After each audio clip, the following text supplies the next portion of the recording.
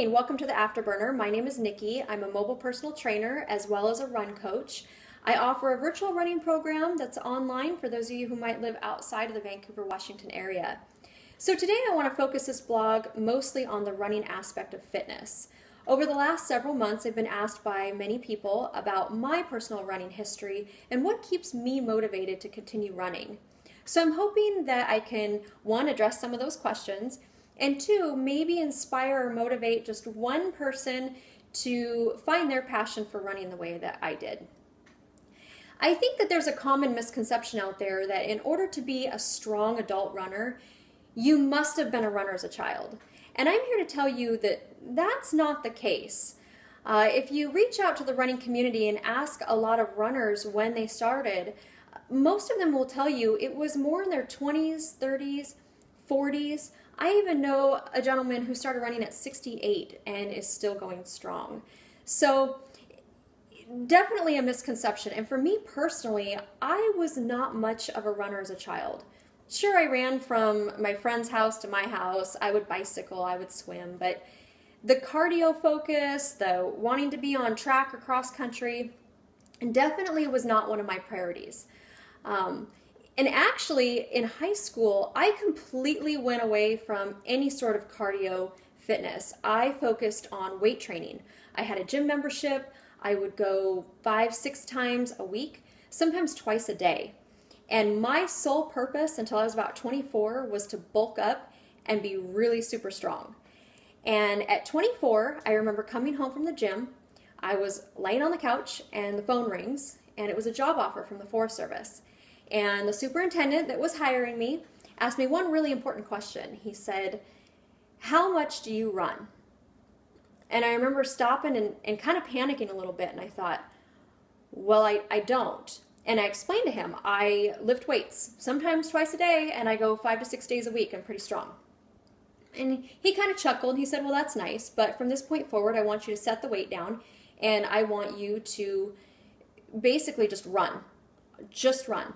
Because I need you to be a strong hiker and a strong runner. And I remember thinking, sure, piece of cake, no problem.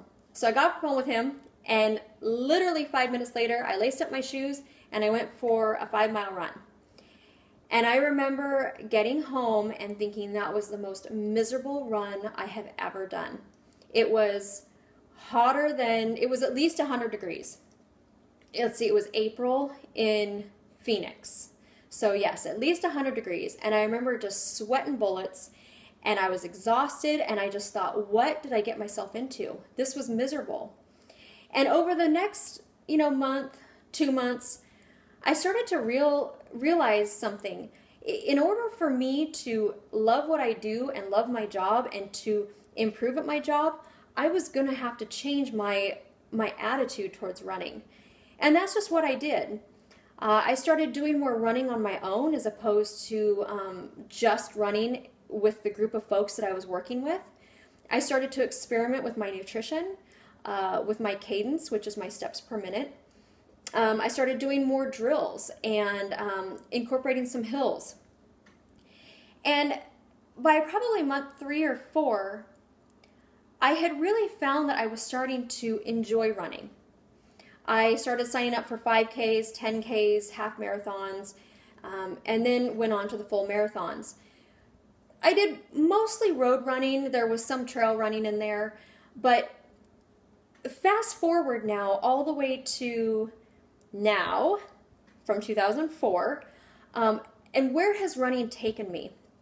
Well, for starters, I've kind of veered off from the road running to trail running. And the trail running I found is a lot more fun because running to me is all encompassing. Okay, so if you really want to know what motivates me to keep running, it's ever changing. I kind of got bored with just the road running. And when I took it to the trails, I realized it's a whole nother mental ballgame. You have hills, you have higher elevation, you have fancy footwork. Trails aren't always flat and smooth. There might be some bouldering, some rock climbing. I kind of became a gear junkie. I like to experiment with new gear. I like to experiment with my nutrition. And that's another part that I've really learned to embrace about running is that you don't just lace up your shoes and head out the door. If you really want to get into running and you really want to learn to love it, you would look at all aspects of it, and the nutrition portion of it's huge. So I don't just eat to fuel my body during the run, I eat to continually fuel my body all day long. So is any form of running better than the other? Absolutely not. But what running has allowed me to do is to, over the course of 10 years, to really experiment. I've made leaps and bounds from my pace, from my endurance level, my creativity. And there's a quote, never stop exploring, and that's really what my running is about now.